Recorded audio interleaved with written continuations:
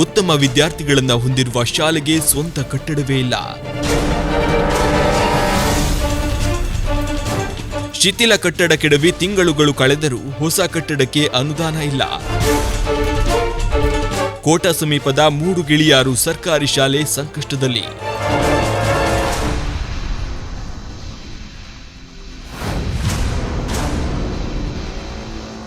ಸರ್ಕಾರಿ ಶಾಲೆಯನ್ನ ಉಳಿಸಬೇಕು, ಕನ್ನಡ ಮಾಧ್ಯಮವನ್ನ ಬಲಪಡಿಸಬೇಕು ಎಂದು ಸರ್ಕಾರಗಳು ಪದೇ ಪದೇ ಹೇಳುತ್ತಿವೆ. ಆದರೆ ಉಡುಪಿ ಜಿಲ್ಲೆಯ ಕೋಟ ಸಮೀಪದ ಮೂಡುಗಿಳಿಯಾರು ಸರ್ಕಾರಿ ಹಿರಿಯ ಪ್ರಾಥಮಿಕ ಶಾಲೆಯ ಸ್ಥಿತಿ ಮಾತ್ರ ಇದಕ್ಕೆ ವಿರುದ್ಧವಾಗಿದೆ. ಉತ್ತಮ ವಿದ್ಯಾರ್ಥಿಗಳು, ಆಂಗ್ಲ ಮಾಧ್ಯಮಕ್ಕೆ ಸರಿಸಾಟಿಯಾದ ಸೌಲಭ್ಯಗಳಿದ್ದರೂ 5 ದಶಕಗಳಷ್ಟು ಹಳೆಯ ಶಾಲಾ ಕಟ್ಟಡ ಶಿಥಿಲಗೊಂಡಿದೆ. ಅಪಾಯಕಾರಿ ಕಟ್ಟಡವನ್ನ ಕೆಡವಿದರೂ ಹೊಸ ಕಟ್ಟಡ ನಿರ್ಮಾಣಕ್ಕೆ ಸರ್ಕಾರದಿಂದ ಅನುದಾನ ಇನ್ನೂ ಮಂಜೂರಾಗಿಲ್ಲ. ಇದು 5 ಕೊಠಡಿ ಶಿಥಿಲಗೊಂಡಿರೋ ಕಾರಣ ನಾವು ನಿಯಮಾನುಸಾರ ಎಲ್ಲ ಪರ್ಮಿಷನ್ ಎಲ್ಲ ತಗೊಂಡೇ ಇದು ಕಟ್ಟಡನ ತೆಗ್ದಿತ್ತು, ಕೆಡವಿತ್ತು.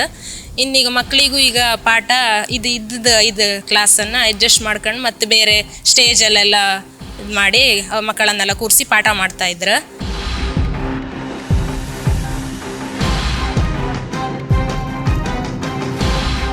ಕೋಟ ಸಮೀಪದ ಮೂಡುಗಿಳಿಯಾರು ಸರ್ಕಾರಿ ಹಿರಿಯ ಪ್ರಾಥಮಿಕ ಶಾಲೆ ಗ್ರಾಮೀಣ ಭಾಗದಲ್ಲಿದ್ದರೂ ಶಿಕ್ಷಣದ ಗುಣಮಟ್ಟದಲ್ಲಿ ಮಾದರಿಯಾಗಿದೆ.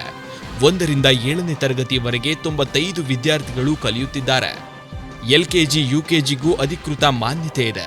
Smart class, spoken English, computer ಶಿಕ್ಷಣ, ಉಚಿತ ವಾಹನ ವ್ಯವಸ್ಥೆ ಸೇರಿದಂತೆ ಖಾಸಗಿ ಶಾಲೆಗಳಿಗೆ ಸರಿಸಾಟಿಯಾದ ಸೌಲಭ್ಯಗಳಿವೆ. ಆದರೆ ಈ ಶಾಲೆಯ ದೊಡ್ಡ ಸಮಸ್ಯೆ ತರಗತಿ ಕೊಠಡಿಗಳದ್ದು. 50 ವರ್ಷಗಳಷ್ಟು ಹಳೆಯ ಕಟ್ಟಡ ಅಪಾಯದ ಮಟ್ಟಿಗೆ ಶಿಥಿಲಗೊಂಡಿತ್ತು. ಶಿಕ್ಷಣ ಇಲಾಖೆ ಮತ್ತು ಲೋಕೋಪಯೋಗಿ ಇಲಾಖೆಯ ಜಂಟಿ ಪರಿಶೀಲನೆಯಲ್ಲಿ 4 ಕೊಠಡಿಗಳಲ್ಲಿ ಪಾಠ ನಡೆಸುವುದು ಅಪಾಯಕಾರಿ ಎಂದು ವರದಿ ಬಂದ ಹಿನ್ನೆಲೆಯಲ್ಲಿ ಕಟ್ಟಡವನ್ನ ಕೆಡವಲಾಯಿತು.